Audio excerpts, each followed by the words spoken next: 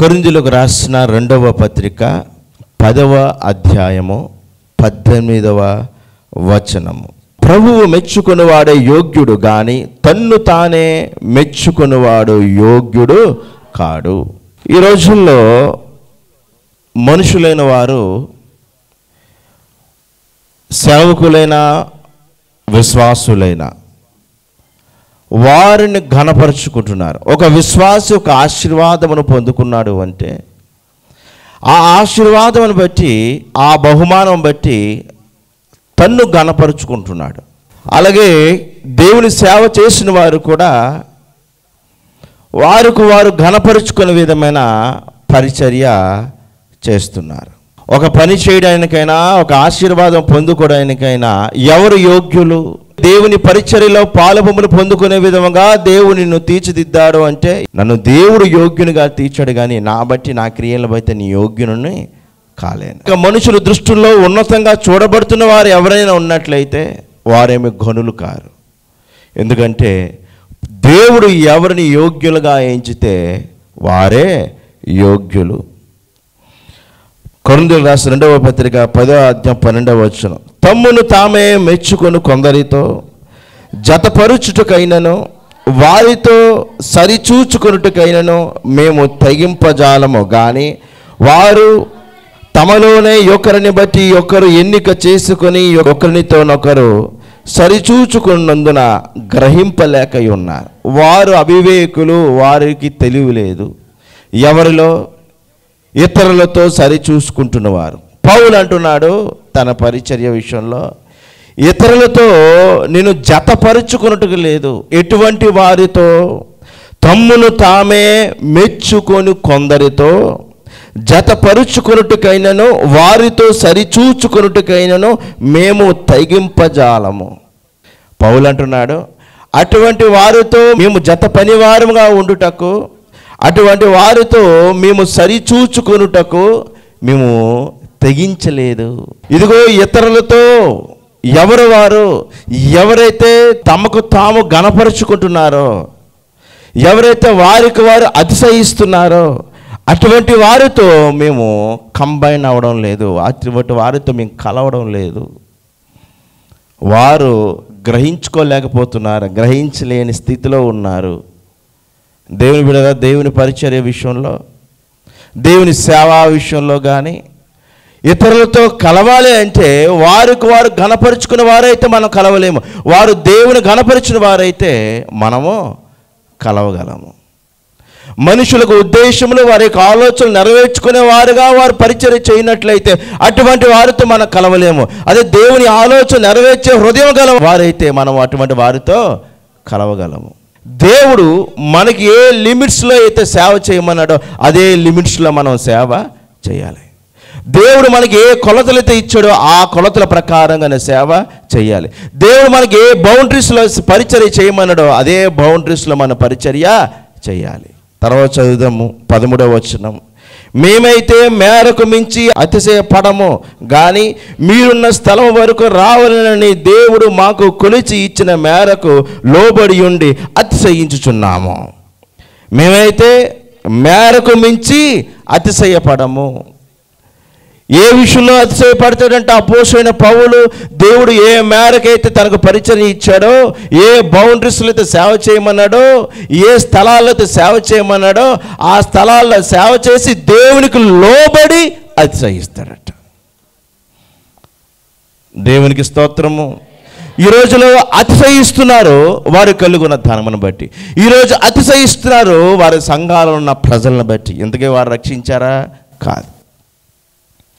ఈరోజు వారు అతిశయమునకు కారణము వారు కలుగున్న పాపులారిటీని బట్టి. కానీ సేవకుడు యొక్క అతిశయము దేని మీద ఆధారపడి ఉన్నదంటే దేవునికి లోబడి సేవ చేసే విధానంలో ఉంది. 14వ వచనం. మేము క్రీస్తు సువార్త ప్రకటించుచు మీ వరకును వచ్చి ఉంటిమి గనుక మీ యొద్దకు రాని వారమైనట్టు మేము మా మేర దాటి వెలుచున్న వారము కాము. క్రీస్తు సువార్తను ప్రకటించుచున్నాము, మీ యొద్దకు మేము వచ్చుచున్నాము. కారణం ఏమిటి? మీరు దేవుని వాక్యం వినాలి, మీరు ఎదగాలి. మీ వద్దకు మేము వచ్చిన వారమే, రాని వారమైనట్టు మీ వద్దకు మేము రావడం లేదు. ఒకప్పుడు మేము వచ్చిన వారమే, సువార్త చేసిన వారమే, రక్షించిన వారమే. అందుకే మేము వచ్చుచున్నాము. ఆ బాధ్యత దేవుడు ఎవరికైతే ఇస్తాడో వారు అర్హులు. ఎవరు యోగ్యులంటే దేవుడు ఎవరు యోగ్యులుగా ఎంచుతాడో వారు యోగ్యులు. గృహంలో నీ భర్తకు లోబడి ఉండడము ఒక పద్ధతి అది. అలాగే నీ తండ్రికి లోబడి ఉండడము ఒక గౌరవము, ఒక పద్ధతి అది.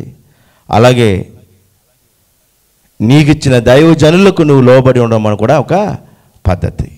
వారి మాటను గ్రహించడం, వారికి లోబడి ఉండడం కూడా ఒక పద్ధతి. అది భక్తి. ఇప్పుడు నువ్వు అతిశయించాలి. ఏ విషయంలో? ఇదిగో దేవుడు నాకు ఎవరికి లోబడి ఉండమన్నాడో వారికి నేను లోబడి ఉన్నాను. ఆ లోబడి ఉండడం బట్టి నేను అతిశయిస్తున్నాను.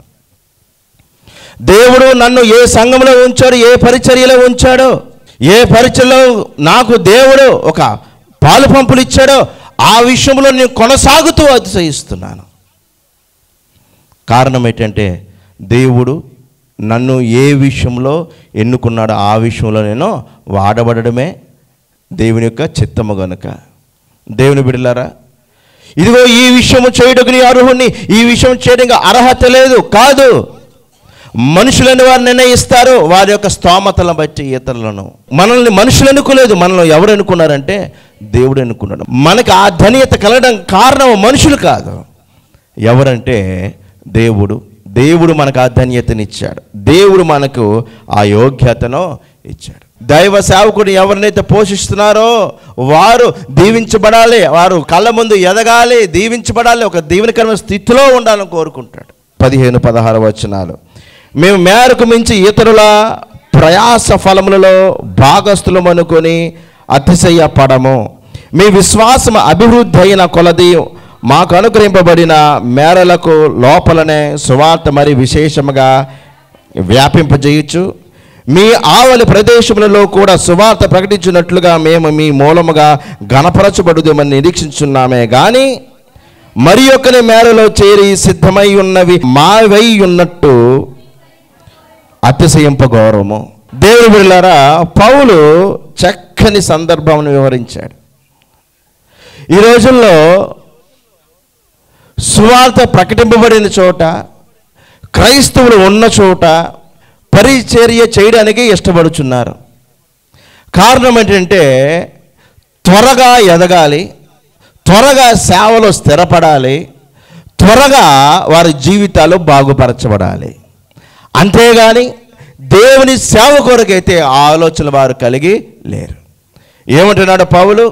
ఇదిగోండి, అభివృద్ధి అనగా సువార్త ప్రకటింపబడిన చోట ఆల్రెడీ ఎక్కడైతే ఒక ఫలం ఉన్నదో, ఉదాహరణకి ఈ సంఘము దీవించబడింది, మన సంఘాలలో దీవించబడ్డారు కొంతమంది, ఆశ్రదింపబడ్డారు కొంతమంది. కానీ వాళ్ళు దీవించబడ్డాక ఆశ్రదింపబడ్డాక మన దగ్గర అయితే లేరు. దీవించబడ్డాక ఆశ్రదింపబడ్డాక వారు వేరే స్థలాలకు వెళ్ళినప్పుడు ఆ స్థలాల్లో ఎవరికొకరికి మన దగ్గరికి వెళ్ళి మన సంఘాలను ఈ పరిచర్యను మర్చిపోయారు. దేవుని బిడ్డలారా, ఒకసారి మనం ఆలోచించాలి. దేవుడు ఇక్కడ ఉన్నప్పుడు నీ కన్నీటిను తుడిచాడు, ఇక్కడ ఉన్నప్పుడు నిన్ను ఆశీర్వదించాడు, నేను దీవించాడు. తర్వాత ఎదిగిన తర్వాత ఈ స్థితిని, ఈ స్థాయిని నువ్వేం చేసావు? ఈ పరిచయని, ఈ సేవకులను మర్చిపోయిన వారు ఉన్నారు, వాగ్దానములు చేసిన వారు కూడా ఉన్నారు, కానీ మర్చిపోయారు. ఆ ఫలమును ఎవరు అనుభవిస్తున్నారు? వారు ఆ దీన స్థితిలో ఉన్నప్పుడు ఏ సేవకుడైతే ఆ విజ్ఞాపనలు, ఆ ప్రార్థనలు, ఆ భారమును మోసాడో ఆ భారమును మోసిన ఆ దైవజనుడు అనుభవించలేదు. పౌలు అంటున్నాడు, ఇదిగో వేరే వారు కష్టపడ్డారు, ఆ ఫలమును పొందుకున్నటకు నేను కూడా అర్హుడిని నేను భావించట్లేదు, ఆ విషయాలలో నేను అతిశయించట్లేదు. అటువంటి విషయాల్లో అతిశయించువాడు నేను కాను. ఇతరుల ప్రయాస ఫలములలో భాగస్థులము అనుకొని అతిశయపడడం లేదు. అది ఇతరుల ప్రయాస. నేను అతిశయపడుచున్నది ఏ విషయంలో అంటే, నేను ప్రయాసపడి సంపాదించుకున్న వారి ద్వారా వచ్చే ఫలములలో నేను అర్హుడను. దేవునికి స్తోత్రము. హల్లెలూయా. మీరందరూ దీవించబడినప్పుడు, మీరందరూ చక్కగా దేవుని ఎదుగుతున్నప్పుడు, దేవుని సంగమా, ఏ సేవకులు ఆనందిస్తారు ఎక్కువ? ఏ సేవకులు ఆనందిస్తారు కదండి? సంఘ కాపరులే ఆనందిస్తారు. వేరే వారి ఆనందం కన్నా మీ సంఘ కాపరుల ఆనందమే ఎక్కువగా ఉంటుంది. కారణము వారి బిడ్డలు కనుక. వారి బిడ్డలు కనుక మీరు ఇప్పుడు ఎదిగిన తర్వాత ఆ ఫలములకు పాత్రులు ఎవరు? దైవ సేవకులే, ఆ కాపరులే. కానీ ఆ ఫలాలు ఎక్కడికి వెళ్ళిపోతున్నాయి అంటే వేరే వారి యొద్దకు వెళ్ళిపోతున్నాయి. వేరే వాళ్ళు ఆ ఫలములను అనుభవిస్తున్నారు. పౌలు అంటున్నాడు, నేను అటువంటి వాటి విషయంలో అతిశయించడం లేదు అంటున్నాడు. ఎంత చక్కని శ్రేష్టమైన పవిత్రమైన సేవ చేయుచున్నాడు. అటువంటి వారి మధ్య నేను ఘనపరచబడాలని కోరుకోవడం లేదు. నేను ఎక్కడ ఘనపరచబడాలి? నీ ఎక్కడైతే ప్రయాసపడ్డానో అక్కడ నేను ఘనపరచబడాలి. నాకు ఫలితం ఎక్కడ కావాలి? నేను ఎక్కడైతే కష్టపడానో, ఎక్కడైతే ప్రయాసపడి భారము మోసానో, నేను ఎవరికైతే సువార్త చేశానో, ఎవరినైతే రక్షించానో, ఎవరి కొరకైతే ప్రయాసపడవలసిన అవసరత కలిగినదో, ఆ ఫలముల విషయాలలో, ఆ ప్రతిఫలాల విషయాలలో నేను అతిశయపడుచున్నాను. నేను అటువంటి వారి విషయాల్లో అర్హుడను. దేవునికి స్తోత్రము. యోగ్యత అన్నది ప్రేమైన వాళ్ళరా దేవుడు అనుగ్రహిస్తాడు. ఆ యోగ్యకరమైన మార్గంలో దేవుడు మనల్ని నడిపిస్తాడు. మనము అర్హులమా, యోగ్యులమా? మనకు మనము ఆలోచించుకుంటే, మనకు మనము నిర్ణయాలు తీసుకుంటే అది మన జ్ఞానం మీద ఆధారపడి ఉన్నది కనుక మనకు మనం యోగ్యులముగానే తీర్పును పొందుకుంటాం. మనకు మనము. కానీ మనల్ని యోగ్యులుగా తీర్చవలసిన వాడు ఎవరంటే దేవుడు. ఒక ఆశీర్వాదమునకు నిన్ను పాత్రుని చేయవలసింది ఎవరు? దేవుడు. ఆ ఆశీర్వాదం నాకు కావాలని కోరుకుంటావు, కానీ ఆశీర్వాదమునకు పాత్రుడు కావాలి ముందు. ఆ యోగ్యత, ఆ ధన్యత దేవుడు ఇవ్వాలి. ఆ యోగ్యత, ఆ ధన్యత దేవుడు నీకు ఇస్తే అప్పుడు నువ్వు ఆ ఆశీర్వాదమునకు అర్హుడు అవుతావు. అందుకే దేవుడు ఎవరైనా దీవించాలనుకుంటే ముందేం చేస్తాడంటే వారిని యోగ్యకరమైన మార్గంలో నడిపిస్తాడు. అబ్రాహాముకు వాగ్దానం చేశాడు, చేసిన వాడు వెంటనే ఇవ్వలేదు. ఆ ఆశీర్వాదం పొందుకున్నటకు యోగ్యకరమైన మార్గంలో నడిపించాడు. దేవునికి స్తోత్రము. దావీదుకు దేవుడు వాగ్దానాలు చేశాడు. దావీదు తృణీకరింపబడిన వాడే, కానీ దావీదును యోగ్యులుగా తీర్చిదిద్దింది ఎవరంటే దేవుడు. దేవుడు ఎవరు నిర్ణయిస్తే, ఎవరిని ఎన్నుకుంటే వాడే ఘనుడు. దేవుని బిడ్డలారా, దేవుని ద్వారా ఎన్నుకొనబడిన వారమై ఉండాలి. ఆ యోగ్యత మనకు మనుషులు ఇస్తే రాదు. మనుషులు మనల్ని ఘనపరిస్తే ఆ యొక్క స్థితి గొప్పదే అనుకోవడం కాదు. దేవుడు మనల్ని ఘనపరచాలి. దేవుడు మనకు ఆ ధన్యతను ఇవ్వాలి. యేసు ప్రభువుతో తిరిగిన శిష్యులు అనేక మంది ఉన్నారు. ఇస్కరియోతు యోధా కూడా తిరిగాడు. కానీ దేవుడు అనుగ్రహించిన ధన్యతను పోగొట్టుకున్నాడు. అలాగే యేసు ప్రభు శిష్యులు ఉన్నారు. ఆ శిష్యులలో గొప్ప సేవ చేసిన వారు ఉన్నారు. కానీ శిష్యుల కన్నా, యేసు ప్రభుతో తిరిగిన శిష్యుల కన్నా గొప్ప పరిచర్య చేసే ధన్యత దేవుడు పౌలు కూడా ఇచ్చాడు. ఆ యోగ్యత శిష్యులకే కాదు, పౌలుకు కూడా ఇవ్వబడినది. దేవునికి స్తోత్రము. శిష్యుల పేర్లు చెప్పండి ఒకసారి. పేతురు, యోహాను, బర్తలోమియ, తోమా. అంటే ఇంతమందిలో ఎంతమంది అండి ఉత్తరాలు రాసి పత్రికలు రాసినవి ఇందులో ఉన్నాయి? ఎంతమంది రాసిన సువార్త ఇందులో ఉంది? ఎంతమంది పరిచర్య కొరకు ఇందులో రాయబడి ఉన్నది? కానీ పౌలు పరిచర్య మాత్రం చాలా స్పష్టంగా ఇందులో రాయబడి ఉన్నది. దేవునికి స్తోత్రము.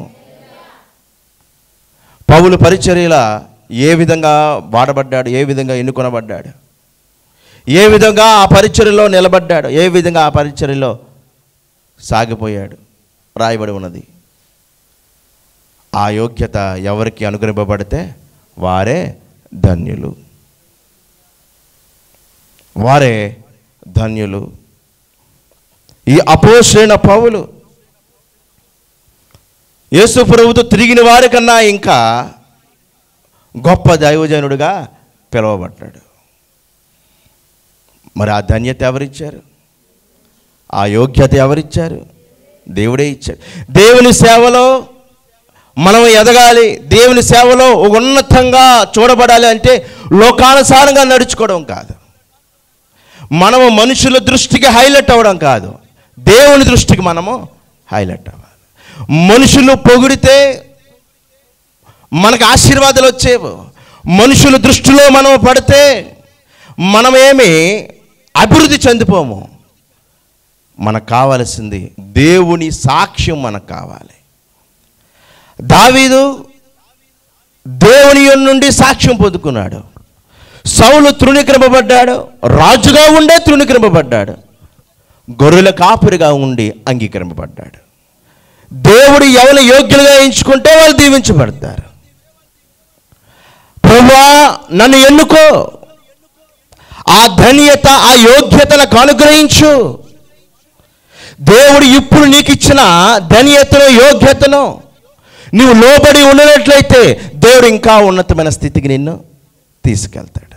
లోకానుసారంగా ప్రజలను ఆకర్షించుకొని ఆ ప్రజల ముందు గనులవడానికి చేసే ప్రయత్నాలు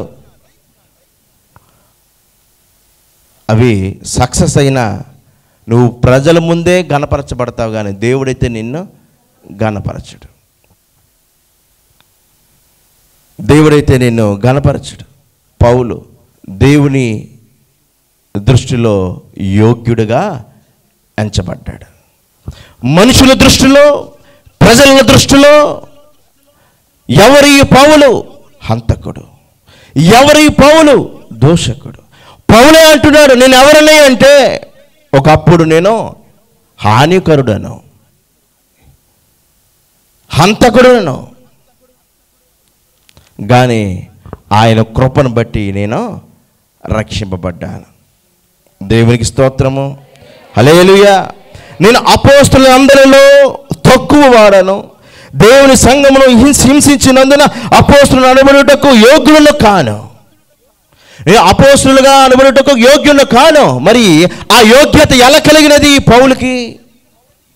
దేవుడే ఆ యోగ్యతను ఇచ్చాడు. ఇప్పుడు పౌలును మనం అంగీకరించాలి, ఎందుకంటే ఆ యోగ్యత దేవుడిచ్చాడు గనక. దేవుడు ఎందుకు దీవించాడంటే దేవుడు దృష్టిలో వారు ఉన్నారు గనక. మనుషుల మూలముగానైనను ఏ మనుషుని వలనైనను కాక యేసుక్రీస్తు వలనను ఆయనను మృతుల నుండి లేపిన తండ్రి అయిన దేవుని వలనను అపోస్తులుగా నియమింపబడిన పౌలను నేనను అని ఉత్తరం రాస్తున్నాడు. మనుషుల మూలముగా కాదు, మనుషులు ప్రేరేపణ బట్టి కాదు, దేవుని మూలముగా దేవుని ప్రేరేపణ బట్టి ఆయన కృపను బట్టి అపోస్తులుడుగా పిలువబడిన నేను, అపోస్తులుడుగా ఎన్నుకొనబడిన నేను పౌలను నేను అంటున్నాడు. అంటే ఎంత ధైర్యము, ఎంత క్లారిటీ ఉంది పౌలుకి. ఏ మనుషుల ద్వారాగా కాదు, నేను దేవుని ద్వారా ఎన్నుకొనబడిన వారిని అని చెప్పుకోవడానికి. ఈ పౌలు తీసుకొచ్చి ప్రజల ముందు పెట్టి ఎవరిని ఎన్నుకుంటారా అపోస్తులుడుగా, ఎవరిని ఎన్నుకోగలరా దేవుని సేవకునిగా ఎన్నుకోరు. ఆఖరికి నువ్వు వెళ్ళు ఆ సౌలు అనే వ్యక్తికి ప్రార్థన చెయ్యి అని అననీయ అనే వ్యక్తితో దేవుడు మాట్లాడితే ఈ సౌలు అనే వ్యక్తి ఎటువంటి వాడో మాట్లాడుతున్నాడు. దేవునితో. కానీ అటువంటి వ్యక్తిని యోగ్యునిగా మార్చిన వాడు ఎవరు? దేవుడు. మనకి ఏ దీవెనలు పొందుకోమో, ఏ ఆశీర్వాదాలు పొందుకోమో, లేక దేవుని పని సరిగ్గా చేయలేమేమో, సువార్త సరిగ్గా ప్రకటించలేమేమో, ఏవో భయాలు ఉండవచ్చు, లేకపోతే అర్హత లేని వారుగా మనం భావించవచ్చు, లేక చదువు లేని వారుగా భావించవచ్చు. దేవుడిని యోగ్యునిగా మారిస్తే నిన్ను బలవంతునిగా మారుస్తాడు, ఆ పరిస్థితులు అనుగ్రహిస్తాడు. ఏమన్నాడు పౌలు? దేవుని కృపయే. ఇది దేవుని కృపను బట్టి, నా బట్టి కాదు, దేవుని కృపను బట్టి. అంటే ఆ ధన్యత, ఆ అర్హత పౌలు కలిగి ఉండటకు కారణము పౌలు యొక్క క్రియలు కాదు, కారణము దేవుని కృప. దేవునికి స్తోత్రము. క్రీస్తునందు యోగ్యుడైన అపెల్లకు వందనములు అంటాడు పౌలు. అంటే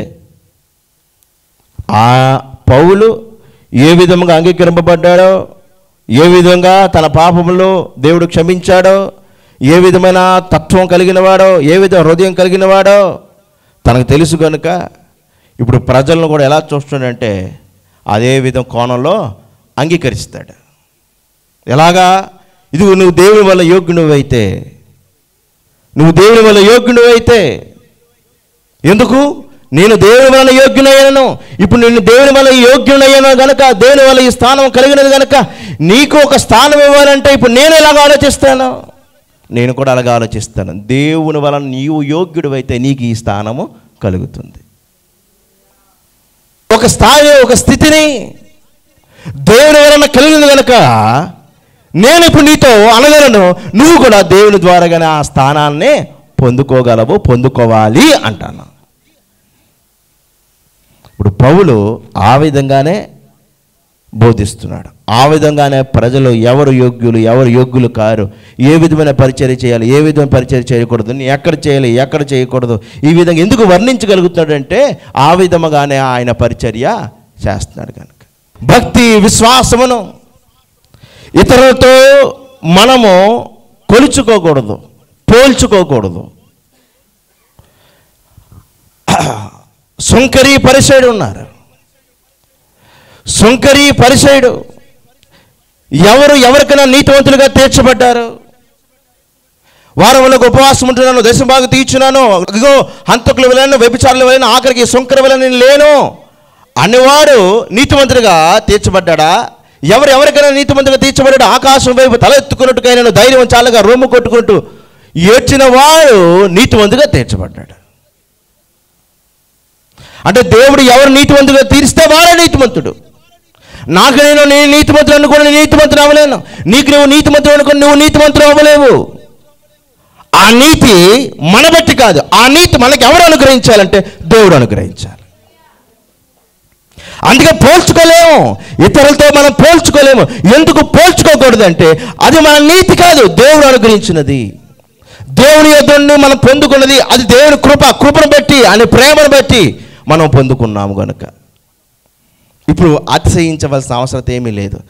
అతిశయించవలసి ఉంటే దేవునిలోనే, క్రీస్తులోనే మనము అతిశయించాలి. నేను రోజుకు 2 గంటలు ప్రార్థిస్తున్నాను, ఒక వ్యక్తి రోజు 1 గంట ప్రార్థిస్తున్నాడు, నీ అతిశయించలేను. 2 గంటలు ప్రార్థన చేసే మనసును దేవుడు నాకు ఇచ్చాడు. ఆ మనసు నాకు అనుగ్రహించినందుకు దేవునికే కృతజ్ఞతలు. ఇతరులతో మనం పోల్చుకోవడము ఎవరు గొప్ప? కొంతమంది పిల్లలు పిలిచి అన్నాను, మీరు తగ్గించుకోవాలి, మీరు తగ్గించుకుంటే దేవుడు మిమ్మల్ని ఏం చేస్తాడు? హెచ్చిస్తాడు. సాధారణంగా కొన్ని గొప్పలు, కొన్ని స్థాయిలు ఉంటాయి. ప్రజలందరి ముందు మనం గణపరిచే విధంగా మనకి ఒక స్థాయి, ఒక స్థితి దొరికితే పొంగిపోవద్దు. ఎందుకు పొంగిపోతున్నామంటే ప్రజల ముందు మనం గణపరచబడ్డామని. కానీ దేవుడి ముందు మనం గణపరచబడ్డామా? దేవుడు మనల్ని గణపరిచాడా? దేవుడు మనల్ని గణపరిచాడా? ఆ యోగ్యత దేవుడు ఎవరికి ఇచ్చాడు? ఎవరైతే ఏ పని అయితే చేయరో, ఎవరైతే కొన్ని పనులు మనం చేస్తే చులకనైపోతాం అనుకుంటారో ఆ పనులు మీరు చేయండి, సంఘానికి మాదిరిగా ఉండండి అన్నాను. ఆ పని చేసే యోగ్యత దేవుడు వారికి ఇచ్చాడు. దేవునికి స్తోత్రము. యేసు ప్రభువుకి ఎంతమంది శిష్యులు? 12 మంది. కానీ ఇస్కరియోతు యోధ ఆ స్థానమును కోల్పోయాడు. ఆ ఆశీర్వాదం, ఆ యోగ్యత దేవుడు ఎవరికి ఇచ్చాడు? మత్తయ్యకి ఇచ్చాడు. ఇంకెవరూ లేరా? మత్తయ్యకి ఎందుకు ఇచ్చాడు? దేవుని బిడ్డలారా, దేవుడు ఎవరినైతే ఎన్నుకుంటాడో, ఎవరిని యోగ్యులుగా ఎంచుతారో మనం ఏం చేయాలంటే వారిని మనం కూడా, దేవుడు యోగ్యులుగా ఎన్నుకున్నాడు కనుక మనం కూడా వారిని యోగ్యులుగా భావించాలి. యేసు ప్రభు సిలువ మోసుకొని పోతున్నారు. ఆ సిలువ మోసుకొని వెళ్తున్నప్పుడు ఆయన ఆ సిలువ మోయలేకపోతుంటే ఒక వ్యక్తిని పిలిచి ఆ సిలువను మోయమన్నారు. ఎవరు అండి? సీమోను, కురేనీయుడైన సీమోను. ఆ ధన్యత ఎవరికి కలిగినది? సాధారణంగా ఆ సిలువను మోసే ధన్యత ఎవరికి కలగాలి? యేసు ప్రభువుతో తిరిగిన శిష్యులకు కలగాలి. అపోస్తులుగా పిలువబడ్డారే, దేవుడు వారు దయ్యములు వెళ్ళగొట్టే వరాలను ఇచ్చాడే, స్వస్థపరిచే వరాలను ఇచ్చాడే, వెళ్ళి సువార్తని బయటికి పంపించాడే, యేసు ప్రభువుతో తిరిగారే, వారికి రావాలి ఆ ధన్యత. కానీ ఆ ధన్యత ఎవరికి వెళ్ళింది? సీమోనుకి వెళ్ళింది. ఎవరికి తెలుసు ఆ సీమోను? దేవుని బిడ్డలారా, ఇక్కడ పాయింట్ ఏంటంటే అది ఎవరికి కలగాలి అన్నది కాదు. దేవుడు ఎవరికి ఇస్తే వారే ధన్యులు, యోగ్యులు. మనము ఘనపరచబడడానికి కాదు. దేవుడు మనల్ని ఎన్నుకున్నది మనము ఘనపరచబడాలని కాదు. దేవుడు మనల్ని యోగ్యులుగా తీర్చిదిద్దింది కారణం ఏంటంటే దేవుని నామమును ఘనపరచాలని. మనము ఘనపరచబడుతున్నాము అంటే దేవుని యొక్క ఘనతను మనం దొంగిలించాం కాబట్టి మనం ఘనపరచబడుతున్నాం. మనము కాదు ఘనపరచబడవలసింది. దేవుడు ఆ ధన్యతను, ఆ యోగ్యత మనకు అనుగ్రహించాడు. ఏంటి యోగ్యత? ప్రార్థన చేసినప్పుడు స్వస్థతలు కలగడము, ప్రార్థన చేసినప్పుడు దయ్యాలు పారిపోవడము, ఆ ధన్యత, ఆ యోగ్యత దేవుడిచ్చాడు. నీవు దేని స్థితిలో ఉన్నావు కనుక దేవునికి ఒక ఉద్యోగాన్ని ఇచ్చాడు, నిన్ను ఒక స్థాయికి తీసుకొచ్చాడు, నీకు ఒక ఆశీర్వాదం ఇచ్చాడు. ఆ ఆశీర్వాదమును బట్టి నువ్వు కాదు ఘనపరచబడవలసింది, ఆ ఆశీర్వాదమును బట్టి దేవుని నామం ఘనపరచబడాలి. మన సాక్ష్యములు ఎందుకు చెబుతాము? ఇదిగో ఈ స్థితిలో నుండి దేవుడు అని ఈ స్థితికి తీసుకొచ్చాడు, ఈ స్థాయిలో ఉన్నవాడిని ఈ స్థాయికి తీసుకొచ్చాడు. నేను దేవుని నామమును దొంగిలించే వ్యక్తిగా ఉండకూడదు. మనుషులైన వారు దేవుని యొక్క ఘనతను దొంగిలించేవారుగా ఉన్నారు. దొంగిలించకూడదు. మనం ఏ స్థితిలో ఉన్నా, ఏ స్థాయిలో ఉన్నా, ఆ స్థాయికి మనల్ని తీసుకొచ్చిన వాడు, ఆ ధన్యత, యోగ్యత మనకు అనుగ్రహించిన వాడు ఎవరంటే దేవుడే. ఇప్పుడు నేను కలిగి ఉన్న దాన్ని బట్టి నేను అతిశయించకూడదు. నేను కలిగి ఉన్న దాన్ని బట్టి నాకు అనుగ్రహించిన దేవుని బట్టి నేను అతిశయించాలి. నేను కలిగిన వాటిని బట్టి నీ అతిశయిస్తే, నీ కలిగిన వాటికి నీ ప్రాముఖ్యత ఇస్తాను. నీ కలిగిన వాటిని బట్టి నీ అతిశయిస్తే వాటిని బట్టి నేను గణపరచబడుతున్నాను అన్నమాట. మనుషుల దృష్టి వేరు, మనుషులకు ఆలోచన విధానం వేరేగా ఉంటాయి. చూడండి, మత్తయి సువార్త 6:1 మనుషులకు కనబడాలని వారి ఎదుట నీ నీతి కార్యము చేయకుండా జాగ్రత్త పరుడి, లేని యెడల పరలోకమందున్న మీ తండ్రి యొద్ద మీరు ఫలము పొందరు. మనుషులకు కనబడాలని వారి ఎదుట మీ ఏ కార్యములంట? నీతి కార్యం చేయకుండా జాగ్రత్త పరుడి. ఎందుకు? లేఖనంలో సెలవిచ్చుచున్నాయి, మీ నీతి కార్యములు మనుషులకు కనబడాలని కాదు. మనుషులకు కనబడాలని మీ నీతి కార్యములు చేయకుండా మీరు జాగ్రత్త పరుడి, లేని యెడల పరలోకమందున్న మీ తండ్రి మీకు ఫలము ఇవ్వడు. ఆ పరలోకమున్న తండ్రి ఫలం ఇవ్వడు. ఆ దేవాది దేవుడు మనల్ని గణపరచాలి, మనము దేవుని గణపరచాలి.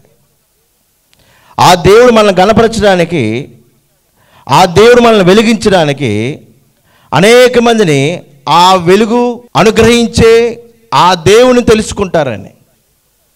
దేవుడు మనల్ని ఆశీర్వదించింది మనము గర్విష్ఠులం అవుతామని కాదు, దేవుడు మనల్ని దీవించింది, మనకు ఒక స్థాయిని అనుగ్రహించింది.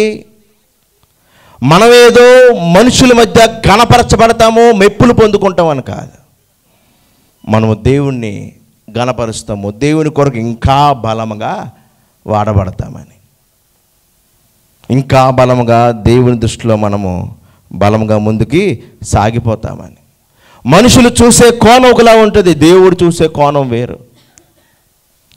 మనుషులు నీ జ్ఞానమును చూస్తారు, మనుషులు నీ వస్త్రాలను చూస్తారు, మనుషులు ఇద్దరు డబ్బును చూస్తారు.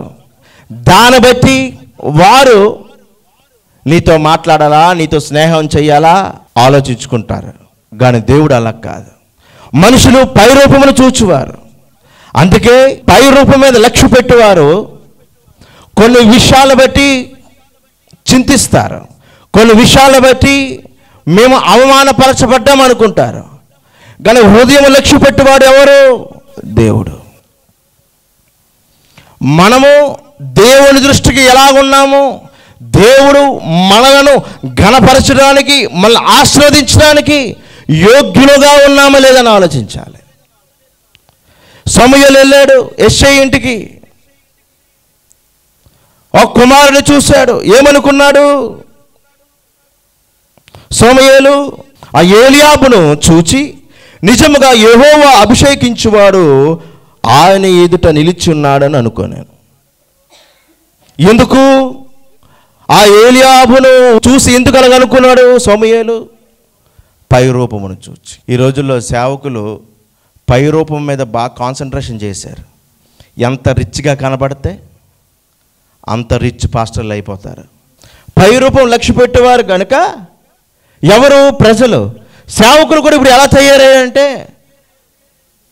ఆ యొక్క అరేంజ్మెంట్స్, ఆ సేవకులు కూడా వారు పై రూపంలోనే అందంగా మార్చుకోవడానికి ప్రయత్నిస్తున్నారు. మనుషులైన వారు కూడా నీతో అలాగే ఉంటారు. నీ స్టేటస్ బట్టి నీతో సహవాసం చేసేవారు, నీ స్టేటస్ని బట్టి నీతో మాట్లాడేవారు, నీ స్టేటస్ని బట్టి నీకు అవకాశం ఇచ్చేవారు ఉంటారు. నువ్వు అవి గ్రహించుకోవాలి. నీకు అవకాశములు దేని బట్టి రావాలంటే నీలో ఉన్న దైవత్వం బట్టి. నీలో ఉన్న దైవత్వం గౌరవించేవారు, నీలో ఉన్న దైవత్వం గ్రహించుకునేవారు నీకు కావాలి. నా స్టేటస్ని చూసి, నా దగ్గర ధనమును చూసి, నా పాపులారిటీని చూసి నన్ను గౌరవించే వాళ్ళకి అక్కర్లేదు. నాలో ఉన్న దైవత్వం గుర్తించేవారు నాకు కావాలి. మనలో ఉన్న దైవత్వం గుర్తించేవారు మనకు కావాలి.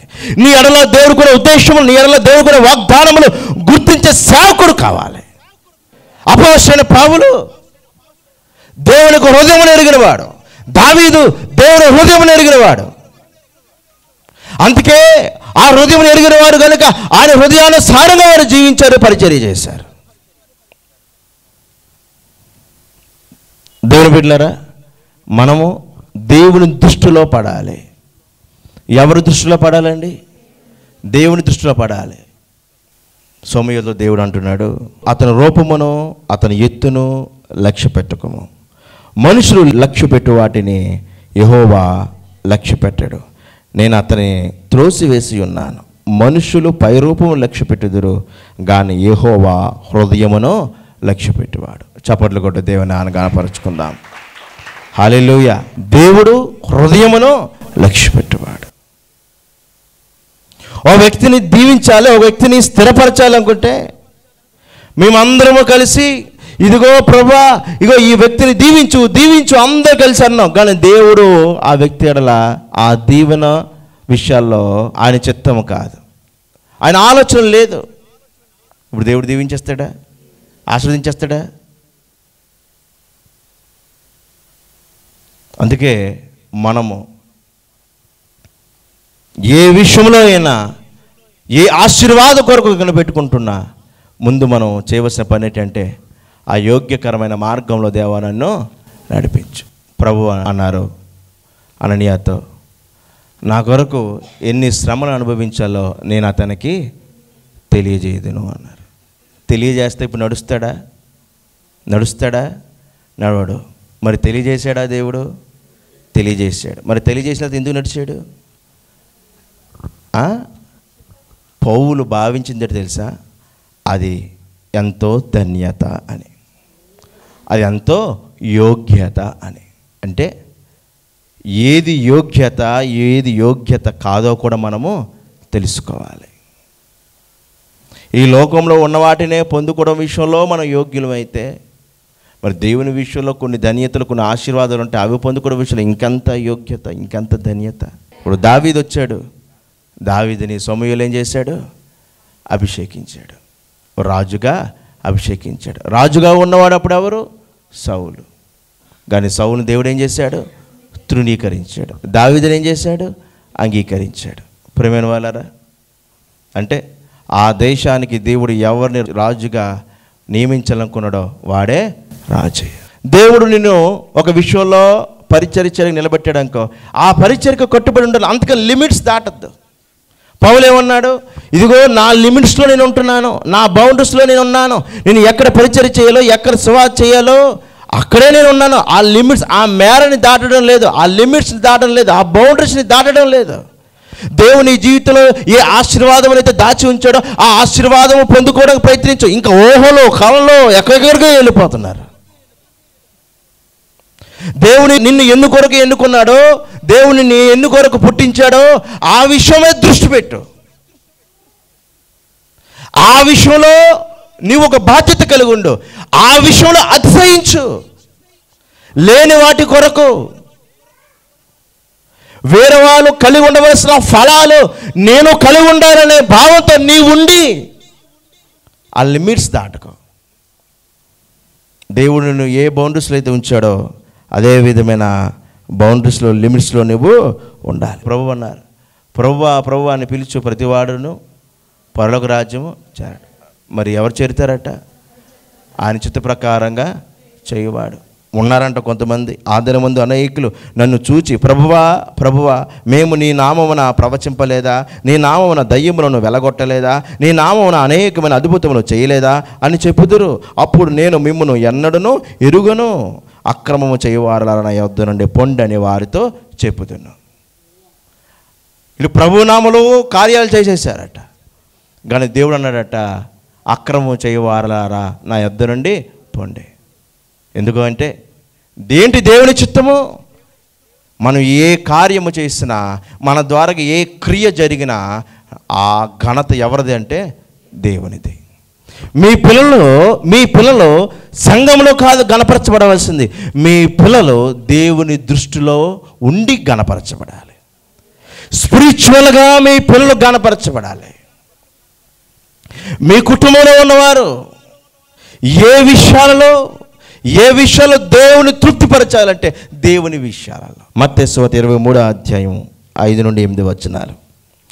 మనుషులకు కనబడు నిమిత్తము తమ పనులను చేయుదురు, తమ రక్ష రేకులు వెడల్పుగాను తమ చెంగులు పెద్దవిగాను చేయుదురు. విందులలో అగ్రస్థానములను, సమాజ మందిరములలో అగ్రపీఠములను, సంత వీధులలో వందనములను మనుషుల చేత బోధకులని పిలవబడుటయు కోరుదురు. మీరైతే బోధకులని పిలవబడవద్దు, ఒక్కడే మీ బోధకుడు, మీరందరూ సహోదరులు. ఎవరు వీరు? మనుషుల నుండి ఘనత పొందుకోవాలని, మనుషుల ముందు వారు ఘనపరచబడాలని, మనుషుల దగ్గర వారు ఏదో అతిశయపడే విధమైన ప్రవర్తన కలిగిన వారు కనుక సంత వీధుల్లో వెళ్తున్నప్పుడు వారిని గౌరవించాలి. ఇదిగో మందిరాలకు వస్తున్నప్పుడు వారిని గౌరవించాలి. ఈ బోధకులుగా పిలవబడాలి. మనుషుల నుండి మెప్పును పొందుకోవాలి. ఎవరు మెప్పు కావాలండి? మనకి దేవుని మెప్పు కావాలి. దేవునికి స్తోత్రము. మనుషులు తృణీకరించారు పౌల్ని, కానీ దేవుడు అంగీకరించాడు పౌల్ని. మనుషులైన వారు పౌలుతో లేరు, కానీ దేవుడు పౌలుతో ఉన్నాడు. చెరసాల్లోకి వెళ్ళినప్పుడు, హింసింపబడినప్పుడు, ఖైదీగా ఉన్నప్పుడు ఆ వ్యక్తితో ఎవరున్నారు? దేవుడు ఉన్నాడు. అందుకే సంఖ్యలు బిగింపబడినను, చెరసాలలో ఉన్నను, దేవుని నామాన్ని ఏం చేశాడంటే ఘనపరిచాడు, యోగ్యుడిగా ఎంచుకున్నాడు. ఆయన కొరకు శ్రమలు అనుభవించడంలో ఎలా ఎంచుకున్నట్టు తనకు తాను యోగ్యుడిగా ఎన్నుకున్నాడు. ఎంత ధన్యతగా భావించాడు. దేవునికి స్తోత్రము. ప్రకటించాడు. చెరసాలలో ఉంటున్నప్పుడు, ఖైదీగా ఉన్నప్పుడు దేవుని కొరకు సువార్తను ప్రకటించారు. అగ్రస్థానంలో ఆశించేవారు, ఉన్నతంగా చూడబడాలనుకునేవారు. మీరు మనుషుల దగ్గర కాదు, మీరు దేవుని దృష్టిలో యోగ్యులుగా ఉండాలనే ప్రార్థనలు చేసుకోండి. ఒక పరిచర్య అయినా, ఒక ఆశీర్వాదమైనా, లేక సంఘంలో ఒక పాత్రగా వాడబడడం విషయంలోనైనా అది దేవుని ద్వారాగా మనకు అనుగ్రహింపబడాలి. దేవుడు మనల్ని ఏం చేయాలంటే ఆ ధన్యతను మనకి అనుగ్రహించాలి. దేవుని ద్వారా ఎవరైతే ఎన్నుకొనబడతాడో, దేవుని ద్వారా ఎవరైతే మెప్పులు పొందుకుంటారో, అలాగే దేవుని ద్వారా ఎవరైతే యోగ్యులుగా ఎన్నుకొనబడతారో వారే ధన్యులు, యోగ్యులు. మనల్ని దేవుడు ఆ యోగ్యకరమైన మార్గంలో నడిపించాలి. ఇప్పుడు మనం ప్రార్థించాలి, ప్రభువా ప్రతి ఆశీర్వాదమునకు నన్ను యోగ్యులుగా చెయ్యు, నీ పరిచర్యలో పాలుభూములు పొందుకున్నట్టుకు నన్ను యోగ్యులుగా చెయ్యు, నా కుటుంబం స్థిరపరచబడాలని ప్రార్థిస్తున్నాను. కానీ స్థిరపరచబడుటకు, నీ దీవెనలు పొందుకున్నటకు, నీ దీవెనలు మా జీవితంలో స్థిరపరచబడుటకు మమ్మల్ని యోగ్యులుగా చెయ్యు. అప్పుడు ఏమవుతుందంటే నీ జీవితము ఒక దీవెనకరమైన స్థితిలో ముందుకు సాగిపోతుంది, స్థిరపరచబడతావు. దేవుడు నీకు ఏ దీవెనైతే ఇవ్వాలనుకుంటున్నాడో ఆ దీవెన మీదే మనసు పెట్టు. దేవుడు నేను ఎక్కడ ఉంచాలనుకున్నాడో ఆ స్థలము కొరకే నీవు ప్రార్థన చేసుకో. దేవుడు నీ కొరకు ఏ బహుమానం దాచి ఉంచాడో ఆ బహుమానం కొరకే నీవు ప్రయాసపడు. అంతకన్నా వేరే కోరికలు, వేరే ఆశలు మనం పెట్టుకొని అంటే బుర్రపాడు చేసుకొని అసంతృప్తి కలిగి అవిశ్వాసం గురైపోయి దేవుడిని మనం ఏం చేస్తామంటే దూషించే విధంగా ఉండకూడదు. నలుగురు నా ఫ్రెండ్స్ వచ్చి ఎలా ఉన్నావు జీవన్, బాగున్నాను, ఎక్కడున్నారా మీరంటే మీ అమెరికాలో సెటిల్ రా అన్నారు. ఇప్పుడు నాకు ఎలా ఉంటుంది? ఇప్పుడు బాధ మొదలవుతుంది. ఎందుకు ఎప్పుడు బాధపడటం మొదలెట్టాను నేను? వాళ్ళందరూ బాగా అమెరికాలో సెటిల్ అయిపోయారని నాకు తెలిసినప్పుడు, చెప్పినప్పుడు, అదే నాకున్న దాన్ని బట్టి నేను సంతోషిస్తే ఆ బాధ నాలో ఉండదు. మనల్ని దేవుడు ఈ విధముగా ఎన్నుకొని ఏ విధమైన పరిచర్య ఇస్తే ఆ పరిచర్యలో ఆనందించి ఆ పరిచర్య మనం ఏం చేయాలంటే ఫుల్ఫిల్ చేయాలి. అదే మన బాధ్యత. వేరే వారు ఉన్నారు, వేరే సేవకులు పెద్ద పాస్టర్లుగా పిలవడవచ్చు. వారు పెద్ద పాస్టర్లుగా పిలవబడడం కారణము ఈ యొక్క సంఘస్థులే. కారణం ఏంటంటే వారిని అలాగా చేశారు.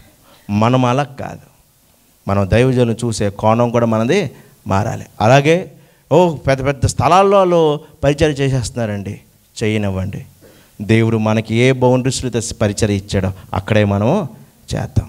దేవుని దృష్టికి మనం యోగ్యులుగా ఉండాలి. దేవుని దృష్టికి మనము సరైన వారముగా, సరైన పరిచర్య చేయవారంగా మనము ఉండాలి. దేవుడి మాటలు దీవించునుగాక. ఆమేన్. ప్రార్థన చేసుకుందాం. విత్తబడిన వాక్యం బట్టి నీకు వందనాలు దేవా. ఈ వాక్యం అందరి హృదయంలో ఫలభరితంగా, దీవెనకరంగా, ఆశీర్వాదకరంగా ఉంచండి తండ్రి. మాకు మేము మా క్రియలను బట్టి అతిశయించే స్వభావాలు తీసివేయండి అయ్యా. పరువుల కొరకు, ఘనతల కొరకు పరిగెత్తేవారుగా కాకుండా నీ ద్వారా యోగ్యులమని పిలువబడుటకు ప్రయాసపడే ధన్యతను మాకు అనుగ్రహించు తండ్రి. నీ బాటలో మమ్మల్ని నడిపించు. యేసు నామములో ప్రార్థిస్తున్నాను. ఆమేన్.